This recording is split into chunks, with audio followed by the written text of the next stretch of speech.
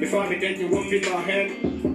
me ever tell a good for please. Man, but me ever give the bell in my head. Call me out, I tell you, I'm more than a padam. Depend on it now, you're going in my one. But if you're not daddy, gonna do one and a second. But if you're not daddy, baby, I'm John the Saram Jody. How long about mommy? How long about mommy? How long about mommy? How long about mommy? Don't my yap on the Mississippi. Been doing it now, baby, you can do. How long about mommy? How long about mommy?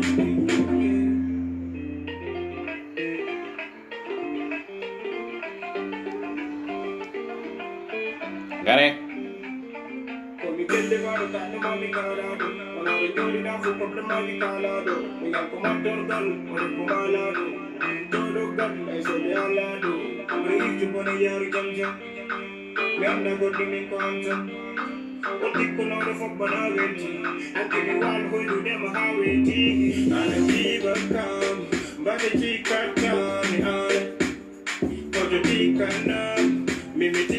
Salminima Soriba. Aïssa si aussi salminima. Allez partager vidéo s'il vous plaît. Allez partager vidéo.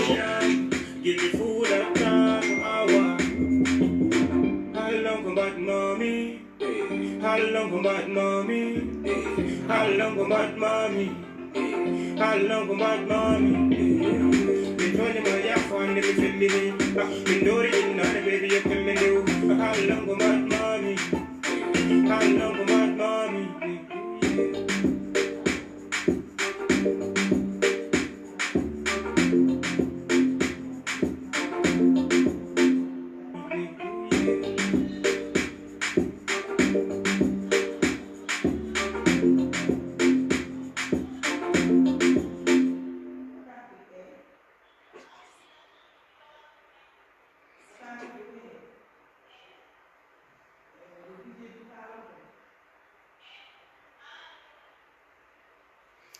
Bon jamal hire mon bandiraɓe musidɓe tedduɓe heeɗiɓe rendaɓe gurdam yeɓoɓe ene laylay rendo ngo taw noon koye sengo men Facebook page DJ Dou mo gowɗen wadde direct kala e saaha ɗum noon woni wayrede kono wonani waylare deƴƴere jeeya ka yejjidde jeeyaɗo jeeya ko rodi saha ko sambi ne taw noon wodane aade kala yencinde ɗum noon sikki ala en ɓayri wadde ɗo hen direct uji men kono noon wona e sago nde tawno neɗɗo ne eɓɓa guenone haaja nde tawno neɗɗo wona kala ko yiiɗi o heɓata koko bajjiri rokkimo koko ɗon ko ɓamata ɗum noon sikki ala ko hande Allah rokki en fartange ye en battuɗo hen direct en jooɗima noon par exemple presque lewru en mbaɗani ɗo hen direct kono noon paamede ne jewdirɗon kam ni ko hono noon jewdirmi on walla ko ɓuri ɗum ɗon jewdirmi on nde tawno fulɓe ne kewiide lewlol ɓerɗe ko yewtidde so tawi dunɗo fuɗi hakkude ɓernde laaɓi nelantake jambere nelantake jaasi nelantake ko ɗemɗe laggoto ɗum ha laaɓa car jo e jo foof wo yoga e mon ene jiiɗa yiide tigui rigui ayawo ngo ɗo e nder sengo men Facebook mindene kadi aussi mboɗo yiiɗa yiide bindi mon e commentaire mon kala e saaha taw noon oɗon mbawa haalde mboɗo jaabo ne hadirten yenna saabu ɗum eɗen gandi wona commentaire uji ɗi foof mbawaten ha joni jaabade kono noon rokkata en fartange wawde jaabade yoga hen tan ko wadde hono ɗiɗo direct uji dans ce cas so tawi jomumen ji en ene keɓa hen fartange enen aussi so tawi en kalde mum eɗen keɓa hen belamma e dahamma ene handirten yanda fulɓe noon ene kewi wiide aduna ko hono ni tan nde tawno kala ñande pinɗa ma dañ ko kalɗa hedro noon haala ka wona haala pewka walla hedro noon ko haala ka wasa wonde haala pewka kono noon eɗen gandi nil n'est parfait hay hunde arani ene wayne yiiɗi wade ndi koko gueno waɗi ɗum goten ko noon tan woni tigui rigui no wayata ɗum tagui ɓe mbi neɗɗo wona no wini o wayi kono wayni ko noon tan woni no wayi ɗum noon wadde haadi ko noon so tawi en puɗɗima yewtere en ñagoto gueno fuɗɗorade ɗum bisimillahi rahmani rahim ñagoɗen mo kadi gaynirde ɗum alhamdoulillahi rabbil alamin e tawno kalore miijo jombota o fuujo heewiɗo welata kalɗo taw welani keɗiɗo sigi ɗum noon sikki ala ko ardi eɗen naata joni joni e nder buddi yewtere men en dokkat bandiraɓe fartanŋeji wawde heɗade ɓe gandanɗa hoorema ko kañumen goni nalankoɓe men garten e nder buddi ha joni yewtere men ne handirta ni henna ɗum noon ko hono noon tan nde tawno ko enen ndendi sagoji men ko enen ndendi yiɗade men ko enen ndendi fandare men ne handirta ni henna kono alay saago so tawi en garti hono ni henna dokken wajiɓe ko hesɗi poul en jii joni morceau mo natirɗen o ko haalanam ko mbatmami eyyi haalanam ko mbatmami noon eɗen gandi ko wizaby noon so tawi en gari eɗen gartide guépard marketing hakkillaji ɗi foof ma payi e tourné ji ɗi bannoɗen ɗi kono nen ma en garte e tourné ji kanko wizaby e hoore mum ma en nannumo par téléphone par ce que woni ko toon to guiƴolon weeyo ngo ene manque ene ngakki joni min gayni haaldude inchallah mo aran en e guépard marketing o arane en aussi holno yiiri e caggal no gollodiri e guépard marketing enen aussi garen e tourné guépard marketing o holno jiiruɗen aussi guépard marketing mbere guépard ko inde nde tan woni ɗo walla ala eɓeɗe gollo eɓeɗe golla e nder leñol ngol eɓeɗe gollono e nder leñol ngol e hol fandare no ɓe jogui e ngol ɗo leñol pattamlamol ɗum noon sans plus tarder en dokkat tan morceau kesso poul mo gandanɗa hoorema jeeya koye album Salif Sarr mbiye ɗiɗi taw noon ko guiɗelam e pullam joni garten e nder buddi yewtere nde kettoɗen mo garten e nder buddi yewtere men en calmini Kodda Kebe noon calminirten Seydou Dem calminen Biba Diaw onon kala e kuuɓal on calminama nde tawno mo limti yimɓe feññina en ɓe tini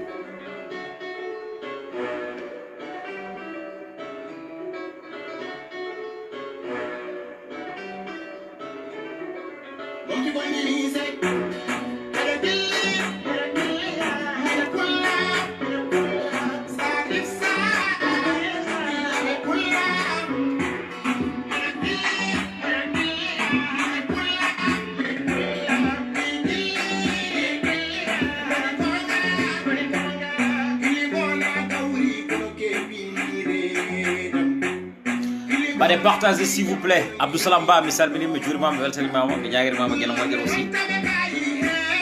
mi salmini Alaji Sow mi salmini aussi Harouna Tall mi salmini mi jurimama mi weltanimama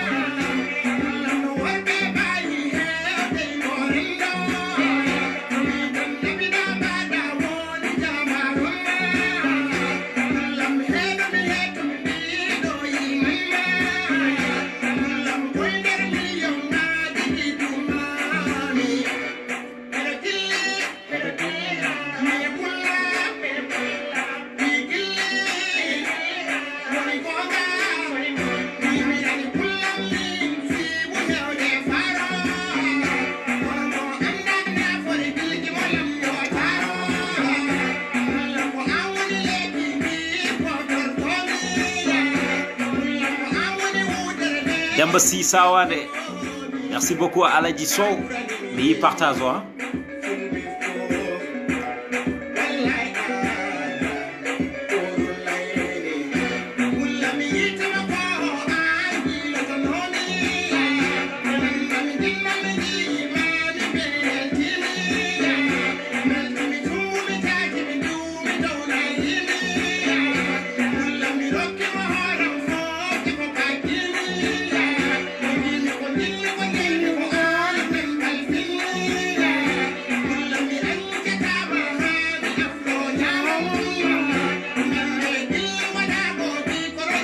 Chonga,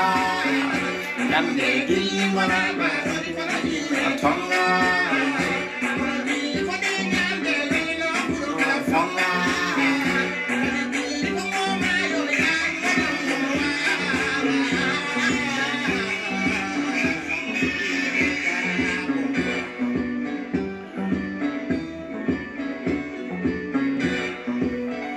non, il est extraordinaire ce gars. Nour Si, mi salminima. Demba Si aussi. Ahmed Si, mi salminima, mi jurimama. Woto godde joni. On va développer.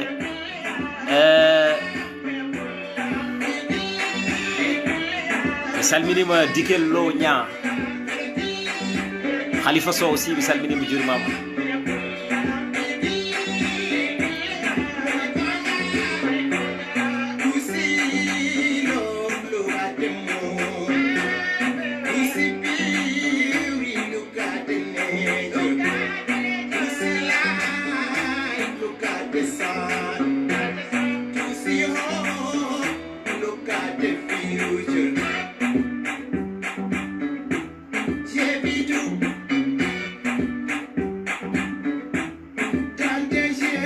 partagez s'il vous plaît mbaɗe partagé ɓenine ɗum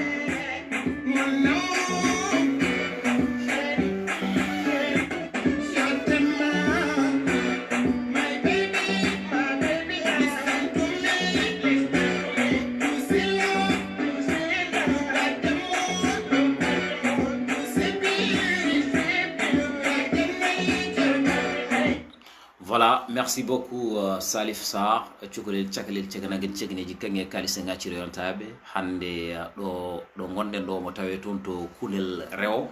waɗi toon soirée pattam la miijo mo alda e gol wulti ene wayno kulel debbo e gorko suka e mawɗo kamɓe kala ɓe babbitima wadde soutenir on mo gandanɗa hoore makko kañum woni ɓiyiɓe ne tawno eɗen gandi ko kewal o wawi cuusal kadi ko dental pooli jeeyidango te kala ko yiyana ko hulantake kala ko rendi huule herse ittene gueɗal ɗum noon Salif ene wayno yidde ɗum e musique tentini ne tawno taguima ummade toon to États-Unis d'Amérique gam wawde yiilade e yillade gam wawde kadi aussi tigui ha joni mawninde nalankagal mum e nder leydi men Sénégal e nder leydi men Mauritanie kono noon neɗɗo ne eɓɓa guenone haaja ne hadirtini yanna ene wayno oɗo corona guila o korni o bonnini ko heewi nalankoɓe men o bonnini hayɓe gona nalankoɓe ne hadirta ni henna kono noon aussi o mona waɗa hen foddeji makko yo wawi wadde hen ha timmi oɗo clip mo jiiton ɗo hen o waɗi hen plus de 4 millions francs CFA wona maham nele Mamoudou saabu ɗum dépense uji ɗi fof mbaɗa ko yeesam ɗum noon aussi ça veut dire que musique men nana jogo ampleur kadi aussi advise Amadou Birane Mangane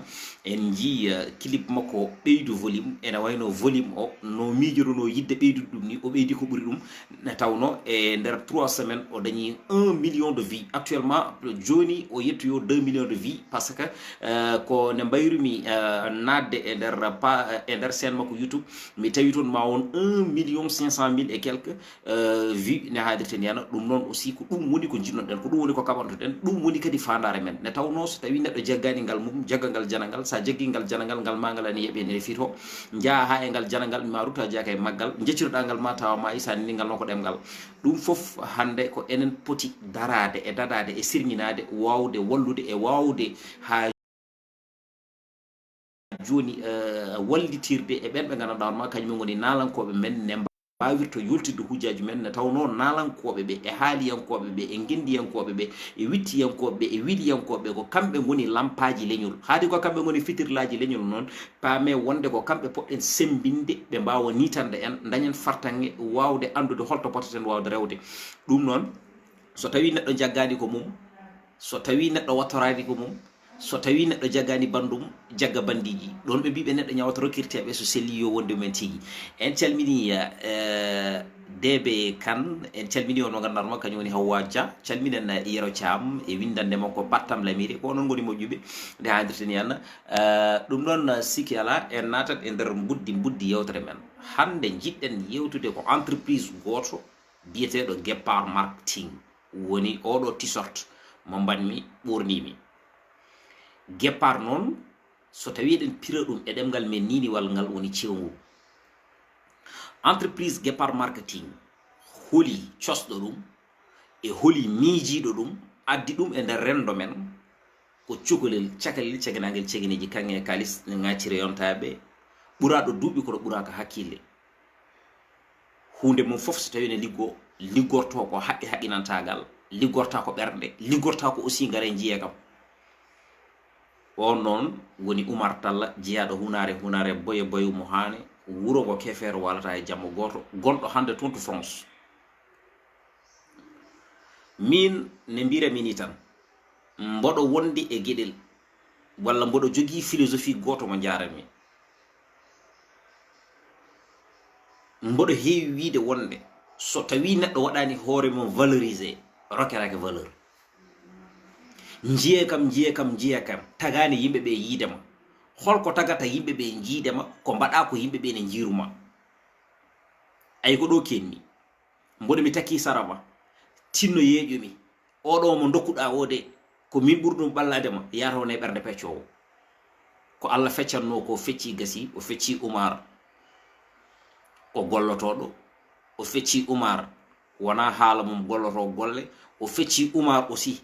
ko jiɗɗo leñol mum ko battorɗo leñol mum o fecci Oumar aussi wona tan neɗɗo gollo heɓa kalis joɗo deƴe nono ene foti wawde jogade ouverture uji ɗi gandanɗa hoore ma e nder e ko gollotoɗa aɗa heɓa ko mbaɗa feere woɗɓe waaɓe hono noon keɓa ne kebrata ni omo wawno wiide toon to gollato to e ɗon ɗo gollato ko e ko gollato ko ɗum tan yonima omo wawi wurdude hen galle makko kono noon omo miiji wonɓe gandanɗa hoore ma hande ne jiɗi gollade kono dañani fartange ha joni tiguirigui nde gollori ɗum tagui mo wadde créé entreprise biyeteɗo guépard marketing kono wona tan guépard marketing waɗa créé dental record eɗen gandi ko label mo gandanɗa hoore ma arani ɗum ɗo ko ɓen ɓe gandanɗa hoore ma wiyeteɓe ko nalankoɓe men walla mbiyen les jeunes talents ɓe gandanɗa hoore ma hande ene jogui talent ene mbawi windude kono dañani to mbaɗi exploité on talent ɓe jogui ɗum noon alay sago ko ma ɓen ɓe gandanɗa hoore ma wiyeteɓe ko galleji production mbawa yiideɓe mbawa ha joni wadde ɓe produire ɓe daña fartange wawde yaltude ɓe jiiye ay leñol wona haala ɓola darnata ɗum il faut qu'on se dise la vérité leñol wona eɓɓo ɓolo ha joni darnata ɗum leñol darnata ɗum ko jogade jiyanɗe juɓɓude jumtude payodinde darade noon tigi rigui ne siniri ɗeɗon jiyanɗe ne tawno neɗɗo ne wawi jogade yiyande tawa ala engagement ɗum enen fof eɗen gandi ɗum ɗon joni noon guépard marketing ko jibina ko ɓoyani kono noon mboɗo sikki ko yoɗi ala e daranam ɓe liggodiri noon e animateur uji kewɗi so tawi ko Allah ɓe liggodiri aussi e yimɓe hewɓe kamɓe guépard marketing on sanga ɗe ɓe liggodirta e ɗiɗon animateur uji walla ɗe ɓe liggodirta e ɓeɗon yimɓe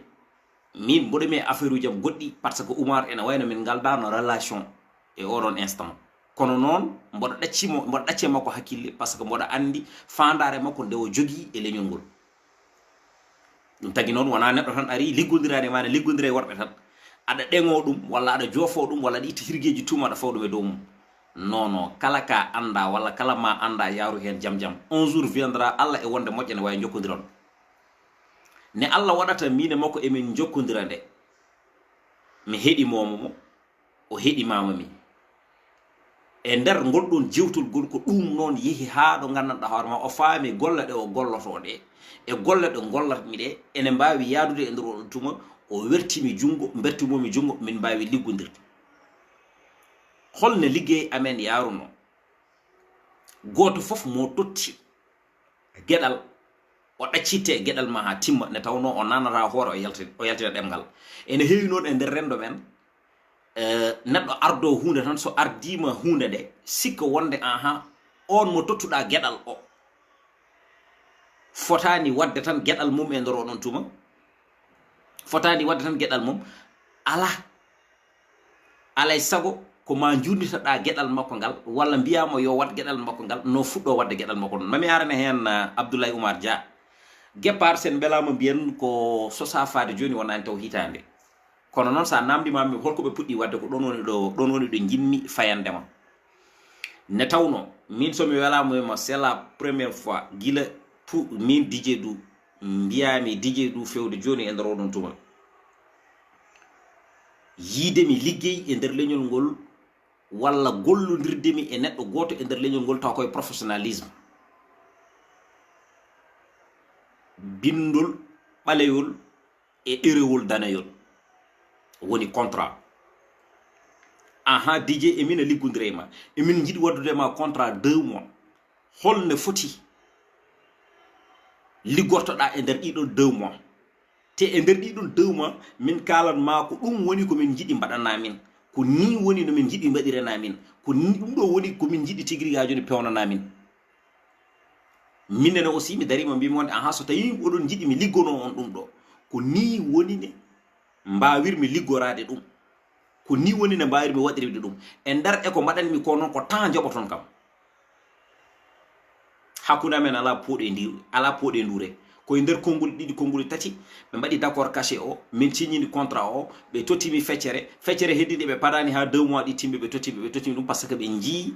e am engagement mo ƴettumi o e sa fami mboɗomi nder hen hani mboɗomi waɗa hen cabahal ko gandanɗa hoore ma ɗum ɗon jeyaka e contrat o parce que ko andudemi ɓeɗo soɓe ballama ɓe darima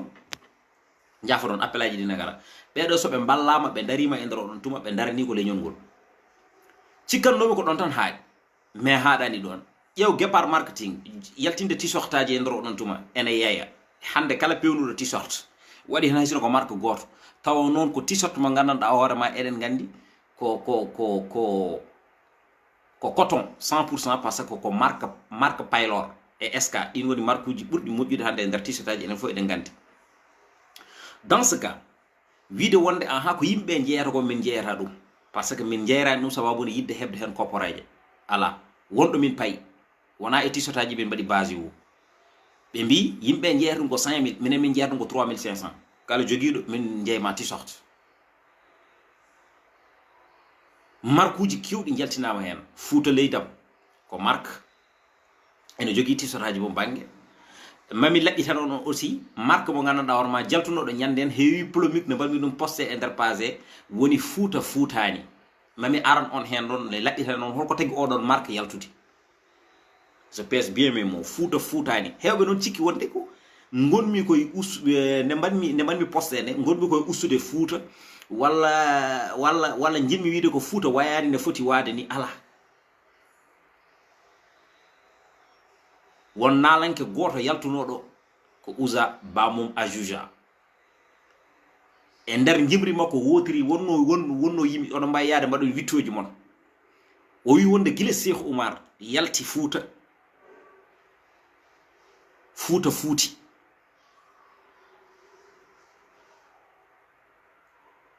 haala noon ene waɗa hikka jabtoye ɗo e duuɓi 60 haala ene haala hikka jabtoye ɗo e duuɓi 60 ɗum noon yiɗi hollirde ko wonde hewɓe sikkoɓe wonde fuutankoɓe ko tampuɓe hewɓe sikkoɓe wonde fuutankoɓe kañumen ngala ko jogi walla ngala ko ñaami walla ngala ko mbasi walla jambareɓe wonnoɓe ɗon ɓe ngala ɗon ha joni walla anduɓe wonnoɓe ɗon ɓe ngala ɗon ha joni walla waliyaɓe wonnoɓe ɗon ɓe ngala tigrigaji ne barke mumen heddaki ɗon ha joni no ɓen kone punto koye men wona ɗum woni ko wooti ɗum noon addani marque Fouta Foutani o arde sabu ɗum kala cikkuɗo Fouta koko puuti ko kañum puuti kono puutani c'est très important aussi yimɓe ɓe laɓɓitine ɗum ɗon pammine ɗum ɗon so tawi marque aɗa waɗa ɗum woto wattan inde taw janggo e jaam so tawi firo ngo ari a namdama a wawa ɗum firde a wawa ɗum faccirde guépard marketing entreprise oɗo mo jiiɗon kala koɓe mbaɗi tawata koko yewtida wona tan on mo gandanma kañum woni gardiɗo o yaltata tan ara haala wiyana waɗa nono so tawi o ari o waɗi e nder on tuma alay sago mawo disnodir e ɓen ɓe gandanɗa hoorema ɓewo liggodirta ene waɗi noon rewɓe ɓe gandanɗa hoorema hande ene mbawi lomtade temedere worɓe kono temedere worɓe mbawa lomtade men ne tawno wona so tawi neɗɗo ari debbo tan sikke wonde wawa gollade ko gorko wawa gollade non hande rewɓe nana golla ko worɓe mbawa gollade jawgolam Fouta noon holliri ɗum ɗon sabu ɗum Fouta waɗi kam déplacé ɗo nawi kam ɗo hen ko marque guépard marketing aussi ɓe totti kam teddungal mangal ngal gandanɗa hoorema mi yejjita ɗum wizaby ko kamɓe nawi ɗum Agnam wizaby ko guépard marketing nawi ɗum Cilogne mi fammi noon ɗum ɗon ha paamon visa ko guépard nawi ɗum Agnam wizaby ko guépard nawi ɗum Cilogne neɓe kaldi e wizaby ko kamɓe gadi wadde mumen négocier ɓe kaldi koye mahas kañum woni ménagère wizaby enen fof eɗen gandi ɗum ɗon dans ce cas no ɓe kaldi nde woodi prix mo mahas waɗi ɓe fixé en kalata cachet o en kalata haala prix o kono en laɓɓitinto tan ha laaɓa cer nden o noon président guépard noddimi wi wonde en tant que guépard nomimo ambassadeur marque o emin jiiɗi kala contrat bawɗo wonde ko fewte e banggue nalankoɓe aɗa jokkodiri mumen tawa ko an waddete négocier sabu ɗum sono ko goɗɗo wonno mi ƴettata oɗon engagement kono noon tagui mi ƴettude oɗon engagement koko gandanɗa hoorema ko hollimi min par rapport e neɗɗagal makko par rapport aussi e wadde respecté konngol makko ko ɗum tagimi jabde waddude négocier e nalankoɓe ɓeɗon pour ɓe mbawa arde ɓe jowana guépard marketing ko yiɗi ɓe jowana ɗum ko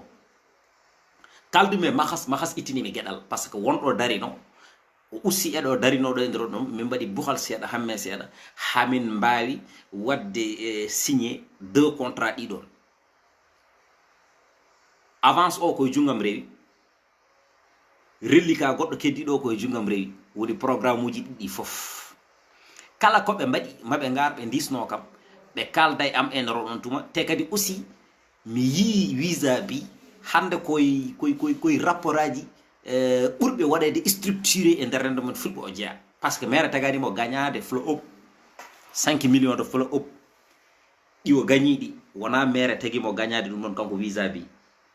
te ko flow up o yimɓe jiimo par ce que won concours aji kewɗi mbaɗi to banggue ha joni rap o gagnimo ɗum o adi ko toon to pete to fedde gallunkoɓe won wonno concours wonon ko 8 personnes ɓe gandanɗa hoorema oɗon concours ko kanko gagni voilà e nder ɗum ɗon concours aji goɗɗi ɗi gandanɗa hoorema ko iba menen mbanno ɗum toon to radio télévision fulɓe iba ne heewi wadde ɗum ɗon yo Allah yurmo yaafo kalajo harra ɗum aljanna oɗon trophée ko kalajo jeyno ɗum ko kalajo indirano ɗum nden kadi aussi ko kanko wizaby gagnino ɗum kono wizaby mais en nannumo joni par téléphone so allahu lamɗo jaaɓi aussi o arane en e guépard marketing o arane en aussi e programme uji ɗi woni dow majjum nde tawno jusqu'à présent omono jokki tourné actuellement woni ko toon to guijulon joni noon beele guépard marketing jofande mum e wizaby yidde hollirde tigirigui marque mum walla yidde andinde yimɓeɓe guépard marketing ko woni e dow majjum caggal no ɓe joofi wizaby yidde zone ɗum beele ɓe keeɓi hen ɗam ɗon gartam walla ɓe keɓani hen ɗam ɗon gartam 200% guépard marketing heeɓi hen ɗam ɗon gartam te aussi guépard marketing no ɓe joofi wizaby nde ɓe juumani saabu wizaby kañum e staff mum communication mo fonno wadde heere ɓe mbaɗi ɗum ha timmi guépard marketing e staff mum communication mo fonno wadde o waɗi hen ha timmi par ce que avant programme o noon e spot aji mbaɗama avant programme o no waɗe e nder oɗon tuma yimɓeɓe nana ɗum e statut ji men et ainsi de suite avant programme o no waɗe t-shirt aji aussi jeeyama toon to Fouta to avant programme o no waɗe billet ji ɗi tawa jeeyama avant programme o no waɗe e sa fami spot aji ɗi jeehi toon to radio mabɓe kamɓe Agname moɓe jogui ɗon woni radio Bosse avant programme o ne waɗe aussi en jeehi en mbaddi émission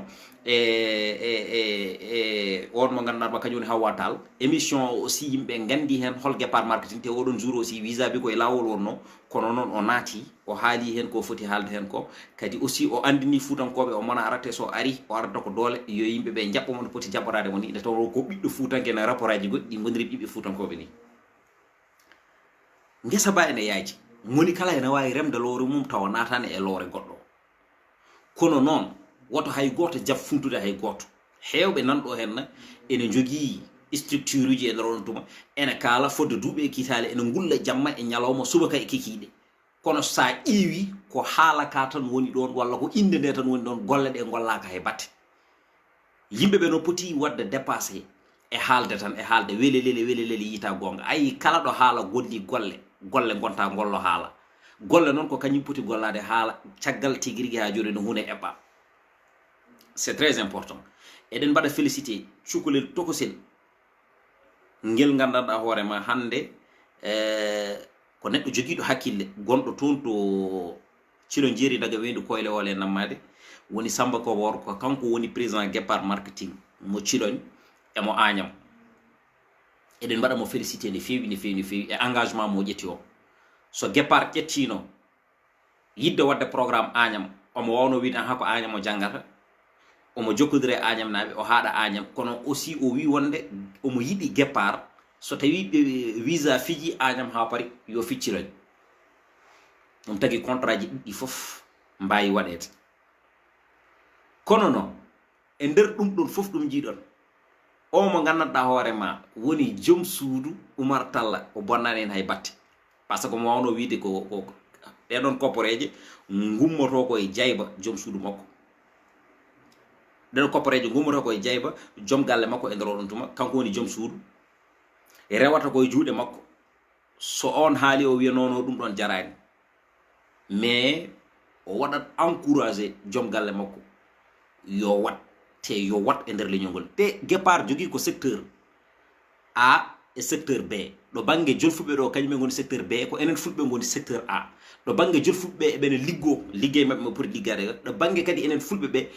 o début hunde yahani non kono actuellement ene wayno enenne eɗene nder terrain hene poɗɗen wonirde e nder terrain hene joom suudu makko o noon ko kañum woni comptable woni Binta Balde ko neɗɗo jaajƴo neɗɗo jankiniɗo kadi ko neɗɗo guittanɗo neɗɗo gueɗal ɗum no aussi c'est ay ɗo e nder leñol ngol kala baɗɗo min kaala c'est comme ça minen kala neɗɗo garɗo pour yidde liggodirde amen min liggodirto e ma e nder fannuji ɗi jiɗɗa liggodiren fof kono noon aussi so tawi wonde neɗɗo on e golla walla neɗɗo on e liggo yataw an mo liggodirto aɗa yiya hen résultat so tawi a yiyata hen résultat tan a watta golle ɗe no potiri min so ɗo mi yiyano hande e guépard marketing résultat walla mi yiyani wonde komin kaldi koɓe mbaɗi ɗum jarantagam yaltuɗo mboɗo waɗa direct mboɗo haalda yimɓe ɓe mboɗo andina yimɓe holi wonɓe guépard marketing eɓe jogui noon plateforme uji kewɗi un peu partout dans le monde guépard ene jogui dental ngal gandanɗa hoorema ko toon to France ene jogui dental Côte d'Ivoire ene jogui dental Gabon ene jogui dental Mauritanie ene jogui dental Sénégal et ainsi de suite ɗum waɗi noon hande kala jiɗɗo nadde e nder guépard marketing dameɗe koko udditi suffit ko cooda t-shirt ma cooda carte membre ma goɗa membre e nder guépard marketing mami waɗɗo numéro téléphone goto so tawi ko t-shirt ha joni jiɗɗa walla so tawi aussi jiɗɗa ko liggodirde e guépard marketing e fannuji ɗi kewɗi par ce que Fouta hande kala ne neɗɗo yiɗi guépard marketing ara yettoɗo mum so tawi en kaldi en nandori so tawi aussi wonko min mbiyanma beelaɗa wawi wadde beelaɗa wawi darade hono nde ɗon darde beelaɗa wawi ɗaɓɓide ɗum so heddi ko yidde addude nalanke guépard ene pari pour liggodirde ma à 100% par ce que guépard wona tan guépard o woni ɗo ene woodi Fouta leydam ene woodi dental record Fouta leydam nana gollo golle mum banggue guépard marketing nana gollo golle mum banggue dental record nana gollo golle mum banggue studio nana pewne ɗi gandanɗa hoorema tottere ɗum ko haralleɓe ɓen ɓe gandanɗa en jeehi Fouta en jii toon sukaɓe gandanɗa joguiɓe talent joguiɓe potentiel fotɓe wawde wallede soɓe gaddama ga hen e nder o ɗum tuma eɓe mbawi wadde rendo ngo impressionné e nalankagal mabɓe ngal moɓe jogui e nder o ɗum tuma ɓen noon guépard yiɗi ko wadde programme goto mo gandanɗa hoorema taw ko sayfo wiyete e nder o ɗum tuma walla programme goto mo gandanɗa taw ko concours ɓurɗo wawde kala ɓurɗo wawde noon on woni ɓurɗo wawde ko guépard e hoore mum waɗat ɗum produire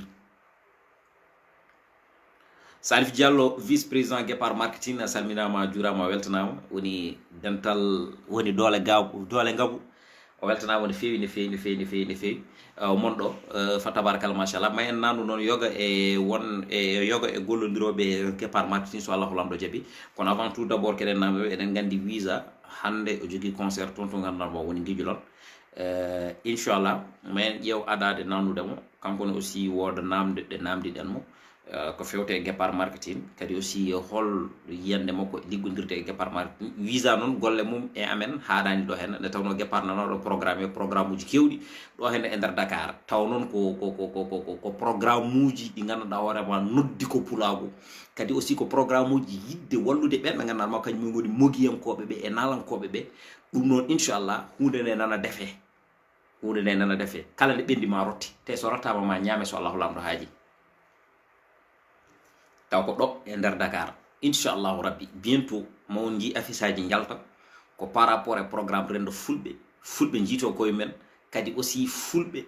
gandine wonde pulagu ene woodi ha joni hay sinno so tawi wonɓe gandanɗa hoorema ko fulɓe ko moɗaɓe e pine janane moɗaɓe e ɗemde janane wonɓe gandanɗa hoorema hande ko pulagu tan pamnori ɗum ko gueɗal Sinna Sall ko kañum jogui kala ko fewte bindol guépard marketing kañum woni kolaɗo kuuɓal woni secrétaire général on woni Sinna Sall Idi Saren fof koye guépard marketing hande liggoto e woɗɓe ne tawno kala mo limti juuma te en jiiɗa limtude par goto par ce que hande ko liggoto e nder guépard marketing ko ene heewi c'est ça ko liggoto e nder guépard marketing ko hande ene heewi ɗum noon ko yidde wiide yimɓe tan heewɓe ne jiya tisataji cikka wonde guépard jodiri ko tisataji non jottoraki tisataji guépard jogii ko laawol te laawol ngol e ngol fera ko yiɗa waɗede ko fof noon wawata wonde ɗon e ɗon kono noon mo on jii inchallah kala ko gandanɗa hoore ma leñol ngol ene sohli ma guépard ya hen à 100%. so allahu lamɗo haaji marque uji ɗi gandanɗa hoore ma notorto ko fulfulde nana gara e lawol so allahu lamɗo haaji ɗum ɗon fof hay hunde hen ala ko humpaton inchallahu rabbi ko heddi ko noon sans plus tarder en ƴewat yidde nanude on mo gandanɗa hoore ma ko kañum woni abidine wizaby ƴeewen noddude mo yidde haaldude makko woto goɗɗe mi salmini onon noon ɓeɗon ɓe fof noon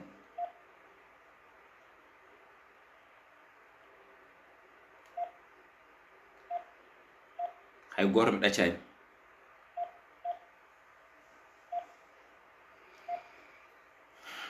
Mamadou Sow mi salminima juurmama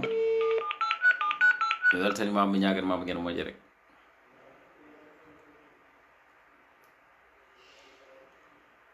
réseau o ne manki ene ngakki voilà ça sonne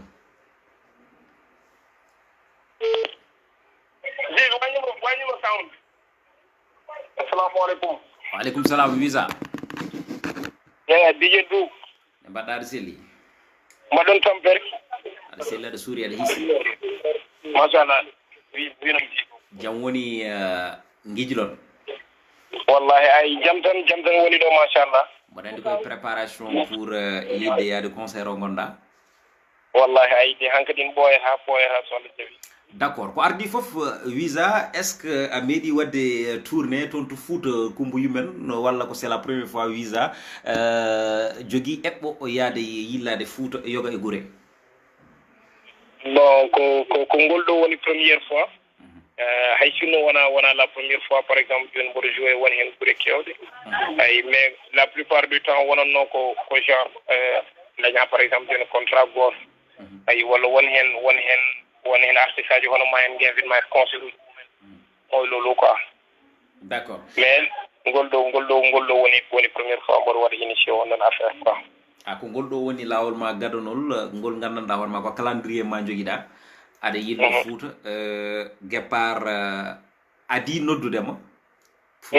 yidde jokkodirde e ma nawdema toon to Agnam naɓe bismimama kono kadi ciɗaɓe jaɓɓimama ne hannirta ñanna wadde noon firti wonde ko guépard wona porte bonheur ko porte bonheur ma wallahi ndeysan a yiide ko Allah waɗata machallah mais bon ko noon par ce que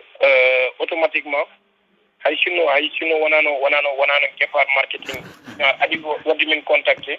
e tourné o nde min puɗɗoto ɗum nde min puɗɗodi ɗum ko avec guépard marketing kadi choix o c'était très bien réfléchi quoi par ce que tawi ko min gandi déjà guépard marketing ko ɗum woni dow mum initiative uji ɗi ganda eɓen darnanno ɗum pendant un bon bout de temps ay kadi ko weltare no fewi wonanno ay jokkodirde avec structure baɗo noon par ce que sowujam kadi ɗi c'était quand même capital quoi so a ƴeewi guila mbaɗmi remporté flow up mi artano pour joude ay mboɗo artanno pour ƴewde bandiraɓam mais mi artano pour joude quoi donc fallait que show gaddotoɗo e nder Fouta wona affaire goto mo ganduɗa ça va être très emblématique kadi guépard marketing était la structure idéale quoi et à travers darde mabɓe à travers initiative uji ganduɗa ɓe darni ɗum à travers golle mabɓe quoi d'accord holno jiiruɗa guépard marketing e kadi sukaɓe ɓe gandanɗa hoore ma gasani taw jibinede kono gayni golle holno jiiruɗaɓe e kadi holno jiiruɗaɓe kamɓe e koye mabɓe e dental mabɓe ne tawno artiste o so ari e nder oɗon tuma e nder nokku omo yiɗi jaɓɓede artiste o so ari ene yiɗi ha joni jalɗinede artiste o so ari ene yiɗi notitede no haadirta ñanna beele visa dañi ɗum e guépard marketing walla ala visa dañani ɗum exactement e guépard marketing bon min personnellement constat mo gadimi wadde et je pense que min mi haaldi ɗum avec structure guépard marketing o woni min hannde déjà ko aɗi wadde marqué woni eɓe mbawno wadde limité o juste e jogade marque mabɓe ay ɓe mbaɗa avancé avec marque mabɓe quoi mais kamɓe ce qu'ils ont réussi woni ɓe mbaɗi créer communauté goto autour de leur marque hande par exemple joni guépard marketing woni affaire goto mo ganduɗa tiwi wonde marque quoi hankkadi wonti communauté mo ganduɗa kala jeune gonɗo hen walla hande kala jeune fuutanki gonɗo e diwan o ne waɗa identifié o à travers cause mo ganduɗa ummini ɓe o quoi eyi donc ils sont très organisés min personnellement ne garmi nde wona min tan min e équipe am foof donc min goni e condition ngaji moƴƴi eyi kala ko ganduɗa hande par exemple joni ne taka artiste o jogo sentiment d'être important eyi donc nice quoi ɗum noon tagi minen personnellement min nimtirani fuɗɗorade toon tourné amen par ce que wona min tan quoi équipe o foof donc woni e condition ngaji moƴƴi donc wona e banggal show uji wona e banggal organisation ji to min gonno e tout ça c' était très très bien organisé ɗum ɗon c' est l'idéal quoi par ce que affaire o wona tout le temps tan yaade gona e tourné jaaha ƴeewoya kaali ay ko aventure nguuro ha quoi aventure on ɗon noon so tawi yeehi toon wona pour juste yo affaire o waɗa limité o e jaaha concert garta ay wona ɗum ɗon woni ko waɗatma marqué le plus woni mais ko waɗatma marqué le plus ko woni ne jaaɗani gurdam ma toon gonka ma toon ka faami yimɓe ɓe garduɗa ɓe walla yimɓe ɓe jokkodirɗa ɓe jokkodiral moon toon no yaaruno donc ko ɗum woni ko ganduɗa ko ɗum waɗatma marqué aventure mum gurta o ɗum on tagal daña hen souvenir uji kadi minen merci beaucoup guépard marketing parce que vraiment min dañi toon souvenir uji baɗɗi nice quoi machallah d' accord holno jiiruɗa aussi e côté professionnalisme aɗa andi an kam hande hay goto haalandama côté professionnalisme nde tawno sonno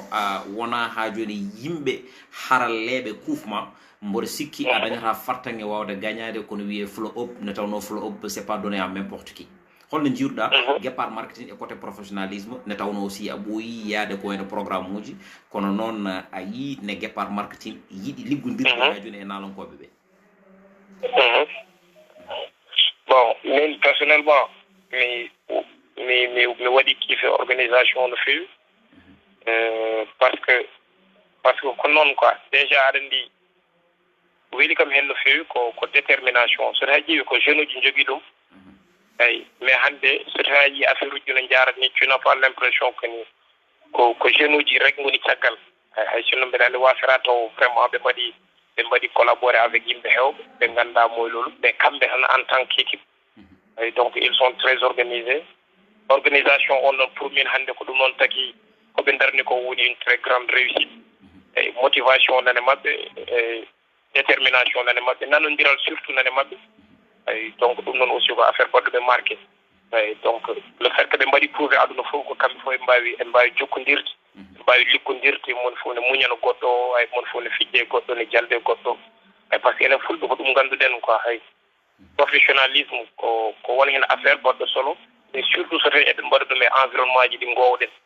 ay donc enen gowɗen ko hay sino golle ɗe muusi eɗen gollo nayi ay donc ittata ko en pijjade golle men en jaldade golle men afin que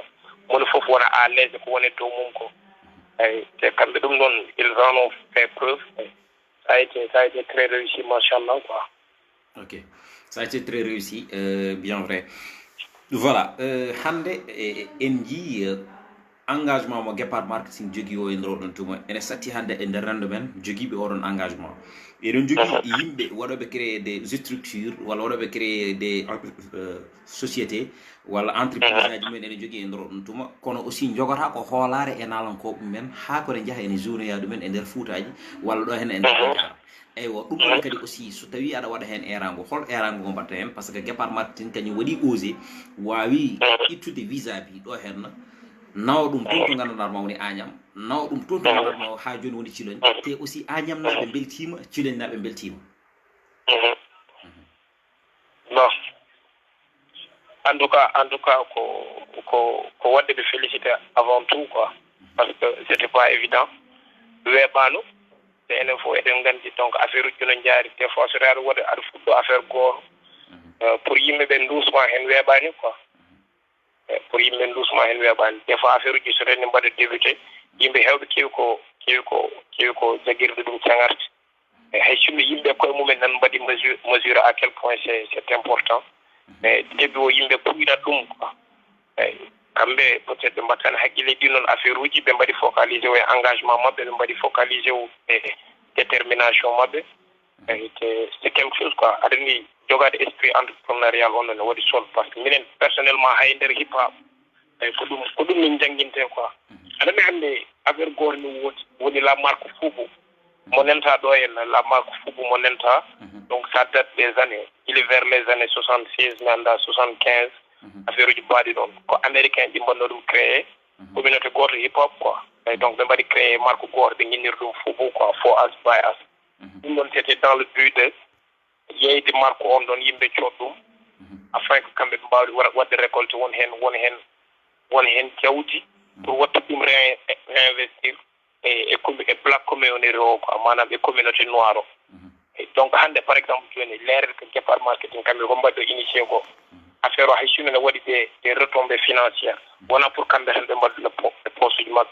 mais ko pour jitti dum watta dum réinvestir nder Fouta famille à travers des activités à famille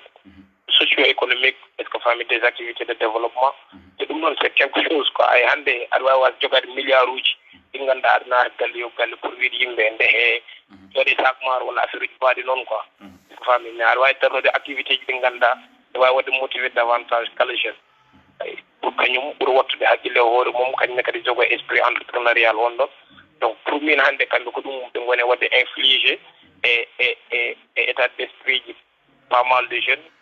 dum non c'est déjà quelque chose ay ko be jeunes ji no wawno wasi tawde be hen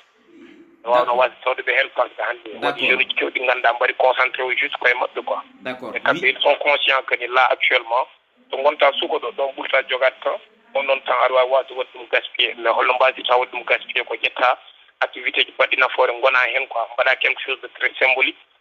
ay tenais quoi donc ko wiide aduna fof fulbe fof ay autorité ji men di et surtout autorité ji men di il faudra que be ndusa initiative uji baadi ni parce que hande guépard marketing à travers ces maigres moyens so tawi wawi tarnu dum do surtout ko kambe so tawi autorité ji beedi ma hokkude be opportunité pour de tendi moyens ji wadde quelque chose de plus grandiose de mbadal ko buri mawdu dum do laabi temedere donc yo mbatto hakkille les jeunes ji gonni hen di donc de buri dusde dumen be ndusa dumen no mawniniri gueɗe mumen parce que ɗum ɗon kadi wawata wallitde ɓe kamɓene kadi combat maɓɓe quoi min beltima no feewi visa guila dawi fewde joni ala fof rapport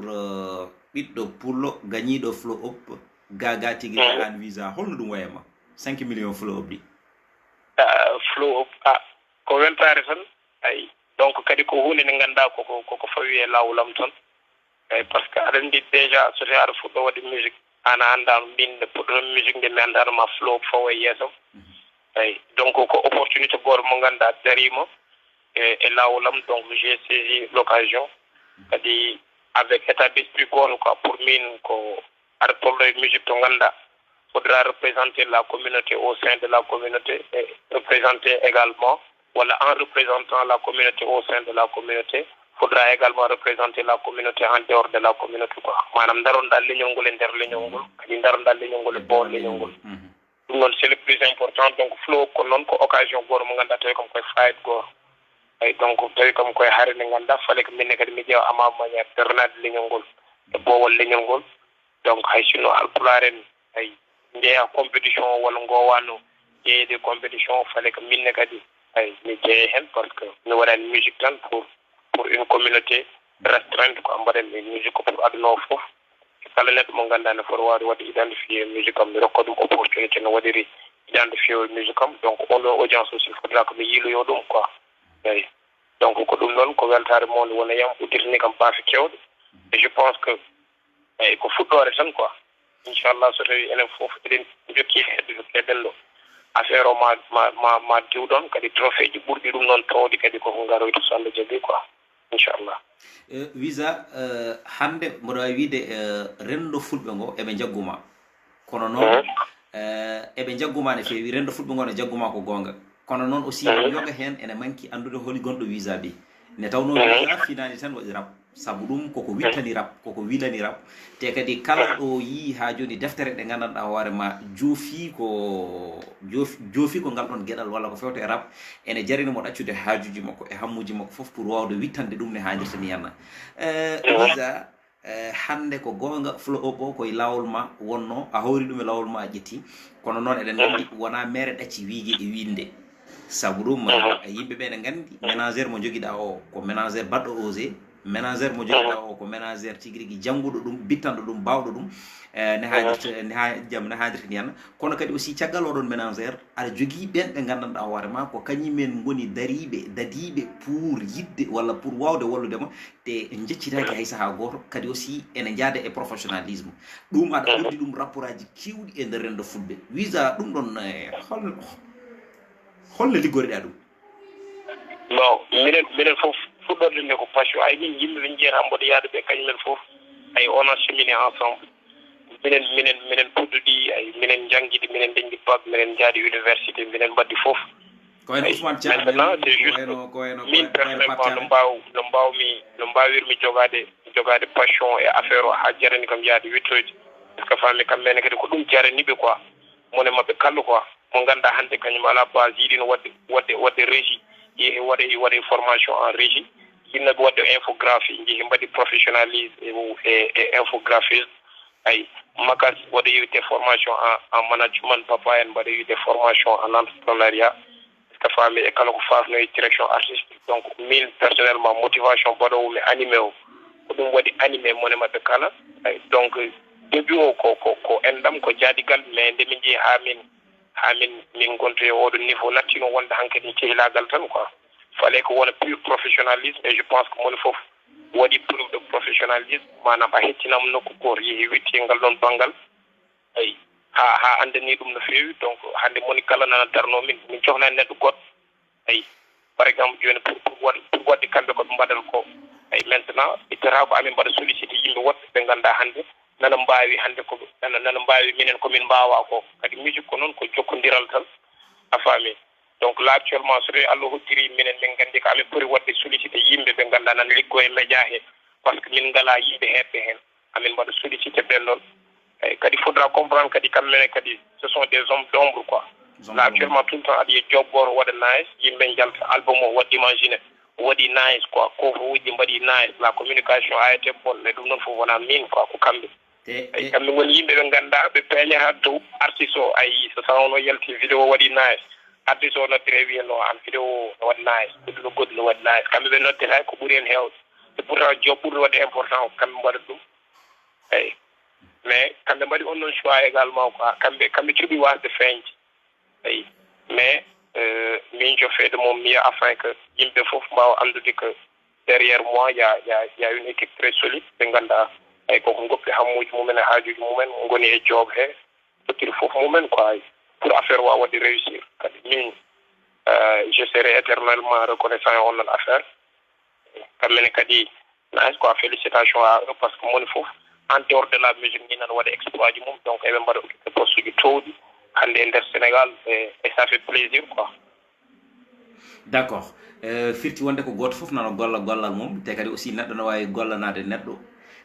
gollal ngal yuɓɓa yumta neɗɗo o ha joni kanko o ƴette o jagge o towne taw noon so wontino kanko tan wawa yaade c'est très important gueɗel gongal ɗimmal ngal mboɗo yiiɗi gartanamin seeɗa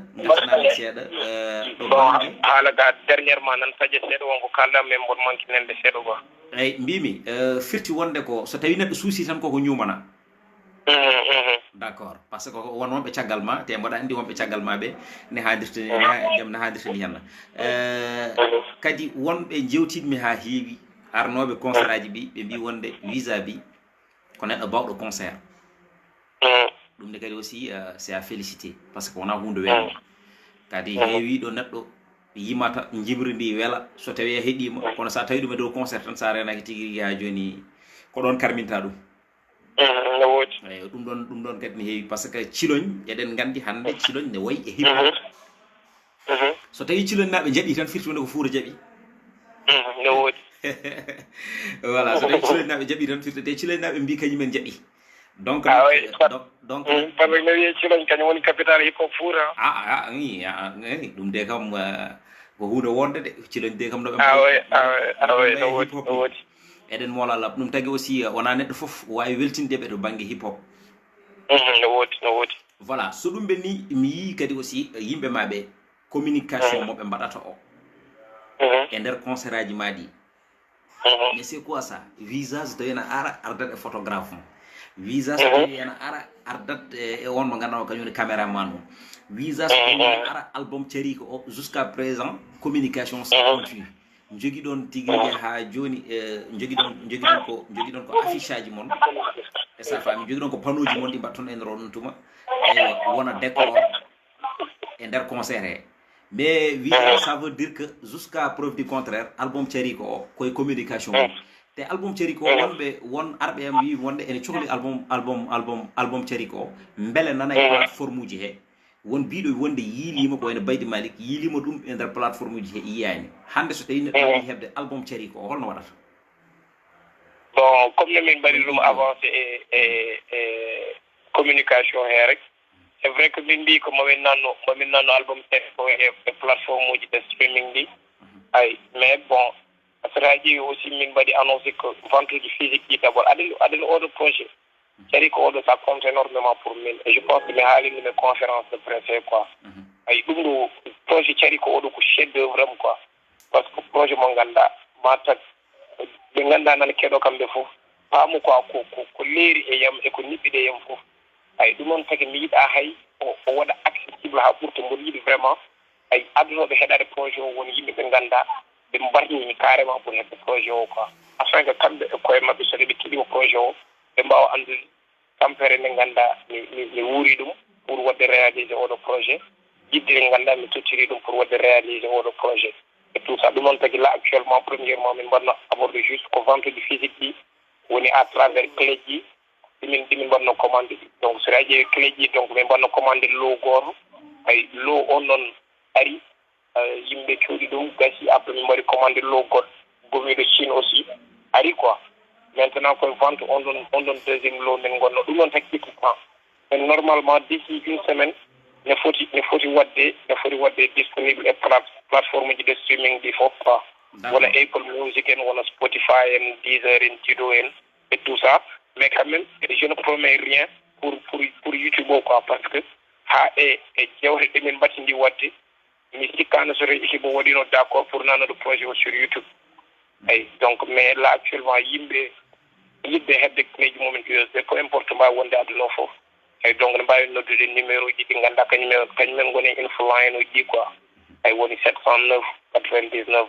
65 walla 78 475 38 24 ay automatiquement après quand mbawi wontima ɓe mbaɗi livré leur projet ay maintenant ɓe ganduɗa kañumen peut être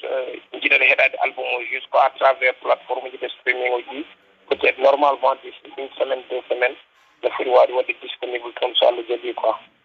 et min mbaɗi ɗum retardé juste pour wadde avancer sur les ventes physiques quoi d'accord je vois mais visa hewɓe mi nani ene mbiya wonde e visa wonde ko jogade ɓernde e wiide wonde EP makko mo yaltini e nder walla oɗo projet mo yaltini omo yeeyi ɗum 1 million omo yeeyi ɗum 1 million omo yeeyi ɗum 500 000 omo yeeyi ɗum 100 000 et 5 000 francs ɗum holno wayi mbatanona tan ko heɗade son uji tan 1 million bon aɗa andi inspiration tan se fait pas neɗɗo hannde hay sinno a uddi jamma gooro e nder suudu ma ay pour wadde produire sound goto ay on noon sound so tawi a felliti finde jour goto a wi a yeeyat son 1 million est ce que faami ne jeeri ɗum est faami par ce que yimɓe ɓe mbawa famde exactement holko guurata pour wadde on produire on so ɓe ganda ay koye holon environnement tawma et tout ça ay donc affaire o pour min là actuellement ko ƴewde projet o hol neɗɗo mo jarani hunde fof là actuellement so tawi an carrément a yi projet o et que a ɓooyi wadde suivre artiste o ay a andi que carrément neɗɗo oɗo ko liggotoɗo e ko projet mum ne foti jarandemo 1 million a sodat le projet à 1 million ay so tawi an hande par exemple joni doole ma tolni ko 100 000 francs tu vas acheter le projet à 100 000 francs ay so tawi doole ma kokkuma ko 5 000 francs walla 30 000 francs a sodat ɗum est ce que faami par ce que projet oɗo ça fait 2 ans omo jewɓe ay énergie waɗama hen jilli waɗama hen tampere waɗama hen passion waɗama hen gandal waɗama hen ay du coup ça en vaut la peine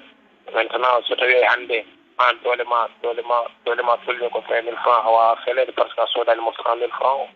ay maintenant so tawa soodimo 1 million aussi firtani ko an ɓuuri wadde motivé o joɗɗumo 5000 francs ay ko engagement ji tan e pilli tan ay e an holno jiɗɗa dosir le projet à ta manière ay min meeɗa yaltino projet mo ganduɗa ko jeeheɗo c'est la première fois nde foti duuɓi mboɗo yaltino projet jo mboɗo rokkir ɗum yimɓe gratuitement ay ɗum noon fof c'est des millions vidéo ji ɗi mbaɗa mili c'est des millions enfin sa onoji projet jiro c'est des millions mboɗo wawno ƴetta ɗum mi taƴi a visa mi ɗanno est ce que faami mais mboɗo miɗo hen pour wadde ɗum e investir musique he donc nice quoi par ce que min mboɗo gami carrément ko mboɗo tolno hen saaha goto mo ganduɗa sawnam goto soɗen moɗi ɗum vente aux enchères neɗɗo wawi sodde ɗum 5 millions walla 10 millions eyyi koye on noon vision jogui mi affaire o donc je pense que autorité ji men mbi fuuron koɓe fof ne poti dosdemi e on ɗon nden noon yiyande quoi mbimi vraiment boy an ka guéré quoi aɗa jogui vision long terme machallah par ce que mboɗo yiiɗi neɗɗo joguiɗo engagement uji on ɗiɗo engagement uji voilà visa so ɓenni so tawi ɗum ɓenni mbaɗani ko ɗum o namdal cakkiri ngal par ce que koye concert paɗa voilà mais est ce que visa ene yiɗi continde liggodirde e guépard marketing par ce que haaju o heeɓi fartange e liggodirde e guépard marketing e tawno mboɗo sikki hakkude makko e guépard marketing ala ñamande est ce que wallahi ala ñamade kadi ko weltare mawde min le fait que mboɗo jokkira gollodirde e guépard marketing ɗum ko weltare par ce que ay amin jogui des visions concomitantes quoi ay amin ndendi yandeji gueɗe kewɗe eyyi donc moy lolu min là actuellement kamɓe eɓe gami kani ko gonmi dow mum ko ne waɗi mérité waɗede propulsé eyyi minne kadi mboɗo gami également koɓe goni dow mum ko ne waɗi mérité waɗede propulsé donc collaboration ay ɓurta welde ɗon eyyi kadi min personnellement min keeɓi jokkodirde e jokkodirla men mi ittani hen hay nimso goto eyyi kamɓene kadi ɓe jokkodira yam jokkodiral ngal ɗon ɓe dañani hen hay nimso goto donc je pense déjà que c'est un très bon début eyyi kadi fuuran ko fof ne paɗa on noon collaboration eɓe cuusi par ce que hedde 200 millions joni 300 millions ɓe totara animateur uji ɗo henno yo ngar jagga e marketing he mais seulement ko jomumen tan mbaɗata ko poti wadde ko bon ɗum ne kadi aussi moƴƴani e leñol so tawi ko ken leñol jaraten ko professionnalisme ene moƴƴi so tawi neɗɗo arema hoolimama itti coppore tima wimo wonde ya liggano ɗum non liggano ɗum ko kalduɗon ko ɗum woni gonga awa par ce que min hoore mi waɗi on noon constat mi yii ko sur le plan marketing e banggal communication kala ko wonata effort pour vraiment gueɗe ɗe ndewa lawol ɓe tottiɗo haqqe mum ha timmi so tawi jari jokkodirde e animateur uji ɓe jokkodiri e animateur uji mawɗi ɗi ganduɗa ko kalis mabɓe ɓe ƴetti ɓe mbaɗi hen ɓe ƴetti moyen ji mabɓe ɓe mbaɗi hen ay donc ɗum ɗon c'est vraiment quelque chose ay min personnellement mboɗo tawti yande min de min ubranema min ko ujunnaji a heeɓi to tiwi oui par ce que mbaɗani waddema déplacé weeɓani du coup min hoorem nde garmi nde ay bien vrai que ka ambassadeur mabɓe ay donc mais mbiɗa andi aussi ils ont peiné parce que min je connais déjà DJ Do kadi mbaɗa andi waddema déplacé wona ko weeɓi ay surtout noon wadde déplacé neɗɗo pendant des jours donc min hooram je suis conscient que ni le fait que ɓe mbaɗma déplacé ay pour ya won toon ha manifestation ji gasa c'est des centaines de mille ay ɗum noon ko pellital waɗat ɗum ay so tawi ɓe pellitano ay so tawi ɓe jogaki no vision towde e koɓe mbaɗata ko ɓe mbatta ɗum et ça fait plaisir de voir jeune uji ɗi ganduɗa ne jogui nden ɗon yiyande kadi ne golloro noon quoi erango ma e rendo fulɓe holko fotata wonde mboɗa sa artoyi men mbaddu yewtere e nder Titon TV inchallah taw aussi studio men o Paris so Allah lamɗo jaaɓi jooɗoɗen hen kucciten e ɗum ɗon taw aussi eɗen jaada e sponsor men officiel guépard marketing so Allah lamɗo jaaɓi ɗum noon konngol ma cekkitigol mi ƴetta goto e guépard marketing ko ardi mboɗo wuuɗa bon ko tintinde d' abord keni là actuellement est ce que faami président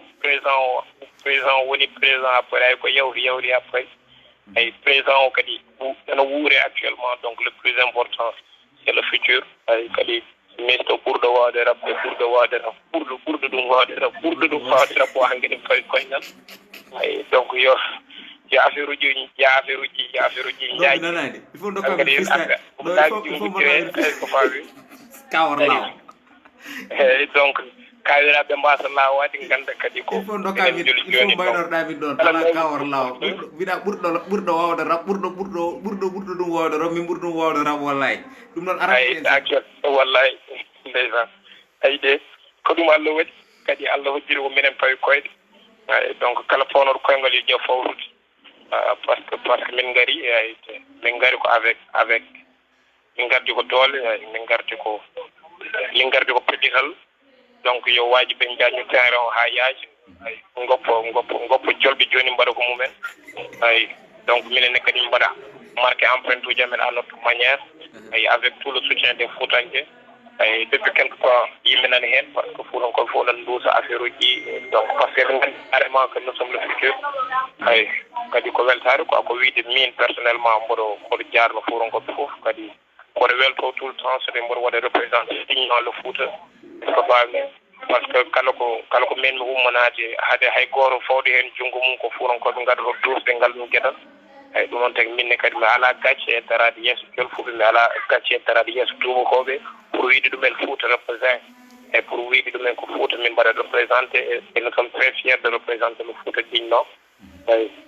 donc ko weltare quoi ko wiide ɗumen tan on ñagama duwaw on ñagama duuso eyyi ko ɓiɗɗo moon rokkumin seeɗa rokkumin seeɗa hay sono ko freestyle gorto ko wona ɗum wonnoɓe ndeedi ɓe jiɓi eyyi gandal ko needi ko gandal heɓɓe gandal ne beeli mi andi andaral andat gandal ne weeli e beelaɗo gandal wonneddagal ne weeɓi wawa jogade gartam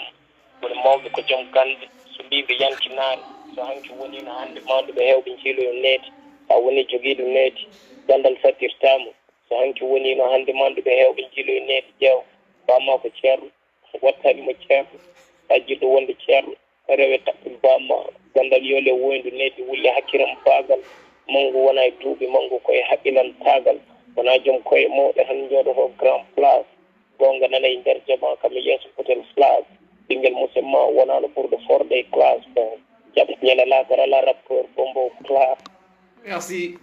merci beaucoup a weltanama ne fewi bon en beltima ko wizaby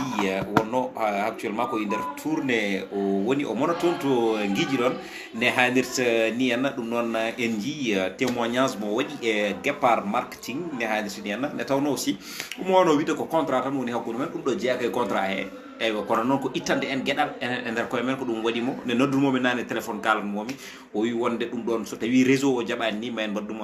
hay sinno koye appel ne hannirta ni henna ne tawno fulɓe mbi ko dental puuli jeeyi yiidago te kala ko yiyana ko hulantake kala ko rendi huule herse ittane e gueɗal tigui nden ɓuuri ceeren guesa ba ene yaaji moni kala ene wawi remde loore mum taw natane e loore goɗɗo o wulla loore yo ar walle ɗum waɗi noon kala mo jiiɗa ene yaaha ñaago Allah yo tabit e ko yadata e dow majjum ko ñaagoɗa Allah dañde ko ɓuuri ko dañi ko kono woto wi wonde yo was ko dañi ko daña ko ɓuuri ko dañi ko ɗum so tawi a wi noon tan ko hasidagal ɗum waɗi noon goto foof yo liggo liggey mo foti liggade o wasa hasidenade goɗɗo o kadi aussi hay goto wota jaab funtude hande hay goto jaɓata funtede sukaɓe ɓe mawɓe ɓe rewɓe ɓe e worɓe ɓe kala nde garduɗa funti a waɗani yimɓe jii so ɓooyi seeɗa so tawi ɓe coynimama tan mbiyama waɗa penawal ngal nanaya ɗum waɗi noon jogade entreprise indirɗo ɗum inɗe pattam lame yo inɗe juɓɓuɗe yo jumtuɗe yo ko gollade ɓuuri ɗum mboɗo wawi mi wawa tawta ko wolde dawani so wolde dawi tan andata bawɗo kafino waɗa koye maayo yara yarna bandu men bawɗo noon wayata kono guépard marketing ni ne hannirta ni henna ɗum noon sikki ala mi ƴewat nanude bandiraɗo debbo to ko madame Tall tawa noon kanko noon eɗen gandi fulfulde nde laaɓani nde feewi o aranta hen koye ɗemgal Kocco Barma olof ne tawno eɗen gandi Sénégal ko hoore wotere hay goto wawa ɗum serrude kanko aussi Allah rokkinoma fortange wawde dañde yaade wadde assisté contrat ji ɗi c'est la première fois aussi e Fouta ɗum noon ƴeewen nannudemo joni joni mboɗo andi ɓoyata udden yewtere nde madame Tall joni ƴeewen nannudemo so tawi o mona e ɓoggi ɗi omo ɓaadi Fouta leydam bisimilla makko wizaby ɓurɗo wawdara ɓurɗo ɗum wawdara kañum ɓuuri ɗum wawdara wallahi madame Tall so tawi aɗa ɓaadi bisimilla ma kadi aussi allo wi wa DJ madame Tall hana keddulle kis waa est-ce que kon doo ma mayaat ci kanam tuuti ma rappel la. ah en tout cas daal monsieur Tall moo ne yaa ngi ci ligne bi nañ la woo mais instant bi man ma ci kanam tuuti man damay tëj de. waaw non même su fekkente ne génn même su fekkente ne génn non garaawul jarul ngay coupé wala. ah kon baax na. waaw ce qui est l'essentiel xam naa ne carrément du ma la téye lu yàgg ci ligne bi dafa am loo xamante ne dama la bëgg a laaj. comme que yaay comptable guépard marketing. comme Tall dafa jaaxal ñu bay guépard marketing dafa judd rek def bëm commencé ci jël gars yi. effectivement dafa am foo xamante ne fu guépard di roote gaaga produit am wala lan la parce que day gis ay centaines de mille yoo xamante ne yu génn par rapport ak concert bi wala par rapport jëndi yenn affaire yoo xamante ne muy maanaam bëgg ko def ci guépard marketing loolu tamit est-ce que mën nga ñoo leeral loolu à part ça tamit guépard xam naa ne du ñun poli rek kii ni la guépard am guépard am na ci parce que dafa am partie A am partie B face A ak face B ñun nag ñooy A wolof yi ñooy B dama bëgg tamit nga leeral mbir boobu pour mën a leer ci bopp nit ñi guépard fu muy rootee wala guépard dafa am budget boo xamante ne rek bu toog waaw après face A bi ak face B bi tamit naka la demee instant bi nii parce que defoon nañu benn direct boo xamante ne instant boobu ñu ngi soog a liggéey man ak yéen yéen di wax leen carrément côté olof bi affaire bi mu ngi dem mais côté ñun pël moo ko des instant bi nii est-ce que am nga certitude ne guépard marketing gars yi xam nañ ko ci askanu pël yi wala ku nekkoon foofu la nekk ba léegi. effectivement maa ngi lay remercier te maa ngi nuyu ñëpp te jégalu aussi danga ma bett aussi waa effectivement comme ni nga ko expliqué guépard marketing am na secteur A ak secteur B waaye ci côté secteur B bi moom macha allah maanaam gis nañ fa résultat bu baax a baax mais lu ma jot a gis tamit Fouta xam nga man c'est la première fois ma dem Fouta comme ni nga ko expliqué nii bu ma demee Fouta macha allah après concert bi gis naa ni moom guépard explosé na fa quoi comprendre nga voilà gis naa aussi jeunesse su xale yi daal xale yi Fouta yi maanaam franchement parler guépard bi marqué na leen te gis naa ni tamit léegi xam nañ ko même bu fekkente ni xamoon nañ ko sax mais léegi dañ ko gën a xam li tax guépard marketing nekk ci société bi comprendre nga. maa ngi comprendre maa ngi lay dégg bu baax. waaw ci mbirum koppar yi nag wala foofu mënoo ñoo leeral. xaalis bi bari na de ma ne ko xaalis bi bari na de DJ. d'accord instant yi nii comme que yaay comptable bi instant bi nii xam naa ne guépard mu ngi sumb loo xamante ne lu rëy la fii ci Dakar. loolu tamit naka lay demee te tamit naka nga bëgg askan bi teeroo. effectivement non loolu moom ñoo ngi ci bëgg nañ def loo xamante ni du jamais vu bëgg nañ ko def Dakar fii te ñoo ngi ci loolu nag mais nag lu jot a yomb xam naa dinaa la expliquer xam naa après bëgguma cee teel a wax quoi. wax feeñ. waaw. loolu la gars yi wax feeñ. voilà surprise la xam nga gars yi moom des fois foog nga defaral leen ay surprise yu tar. voilà xam nga Fouta dañoo mën a teeru gan. est-ce que loolu dañ koy valider wala. non dama koy valider man dama kontaan. franchement parler c'est du jamais vu dama kontaan dafa mel ni DJ dama mus a xam Fouta te c'est la première fois ma dem Fouta. non je te le jure mooy xale yi mag yi ndaw yi maanaam daal respect bu ñu am ak teral bu ñu ma teral jot nañ ma may ay yére sax bu ma doon jógee foofu ah bon waaw jot nañ ma may ay yére sax nii la ñu mel de ma non mais macha allah man daal je valide xam nga ne ñii di naan Fuuta Tampi Fuuta Tampaani de ku jógee Dakar moom ñu koy may Fuuta Tampaani Fuutaani marque boobu rek ngeen war a indi Fuuta Tampaani non DJ boobu bul wax dara boobu dañ koy indi non Fuuta moom chapeau à xale yi mais gis naa la ci biir concert bi yaa ngi fecc yu rëy yaa ngi tamit di filmer yooyu noonu xam nga mënoon nga ñëw toog naan la carrément gars yi nañ la wutal benn siège xam nga daal di seetaat mais da nga ñëw wàcce sa bopp tamit di coacher xale yi di jéem a waxtaan ak ñoom effectivement foofu dafa mel ni benn at nga fa def ba commencé miinante gars yi loolu tamit naka la def waaw mais non noonu rek la billahi lépp yàlla la te xale yi tamit dama ñëw ñu boole ma ci ñoom yaa ngi comprendre ñu boole ma ci ñoom ñu xamal ma ni carrément affaire bi programme bi pour ñun ñëpp la tu vois ñu bàyyi ma dugg ci milieu bi di foo ak ñoom di ree ak moom non man damaa fecc ba feebar tellement que jour boobu nu ma fecc voilà xanaa gisuloo ma fii kii Sina Sall seen naa ko fii maa ngi koy jaajëfal bu baax mooy secrétaire bi waaw voilà mais dama bëggoon gis koboor su fekkente ne mu ngi fii mën na ma def si ma daal di koy duggoon après su ko defee ñu tëj effectivement en passant maa ngi remercier Sina Sall bu baax a baax et ak koboor ak équipe bi yëpp daal macha allah maa ngi leen di remercier bu baax ay xale yu baax macha allah xale yu mën a teral gan billahi jour bu ma fa demee ba jour bu ma fa jugee wuñu kër ga foofu noonu chaque jour que Dieu fait ñoom ñëpp ñoo ngi kër ga foofu noonu billahi chaque jour que Dieu fait ñoo ngi ak man matin soir nelaw rek moo ñu doon séparé ñu nag xale yi bopp tellement que maanaam nuñ ma accueillir vraiment sama xol dafa sedd ci ñoom te xam naa ne moom comme ni ko président di ko waxee rek le combat continue incha allah te bu soobee yàlla dañuy dem ba raw nii bu soobee yàlla.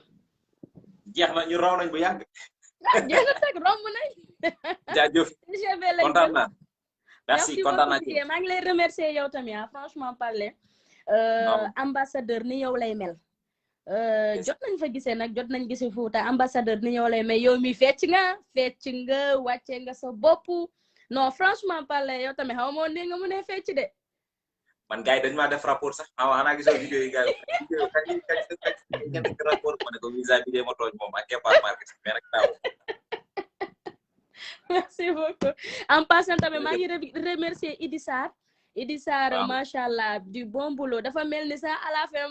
bokkoon na ci sécurité yi tellement que dafa jàpp ci affaire bi maa ngi koy remercier moom tamit bu baax a baax macha allah. merci. ñu ngi koy jaajëfal bu baax a baax di kontaan ci ñoom Sina Sall affaire ma mboɗo yiɗi noddude de kono an yata par ce que mi yiyani caméra ma mi yiyani caméra ma o mi anda waɗani abonné e chaîne he médita voilà defter record woni gonɗo ɗo mbo yino yiide boyo noon mais finalement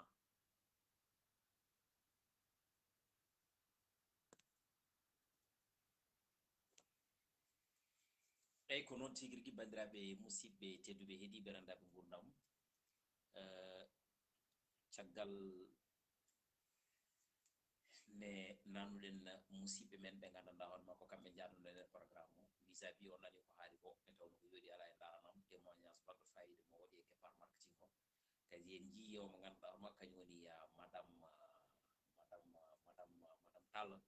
ko weltanama no fewi o ñaganama gueɗal moƴƴere en calmini bandiraɓe musidɓe tedduɓe heeɗiɓe rewinto wonnoɓe rewidade yewtere men guila tuggude 21 fewde joni ɗum noon ko wiide on tan guépard nani ari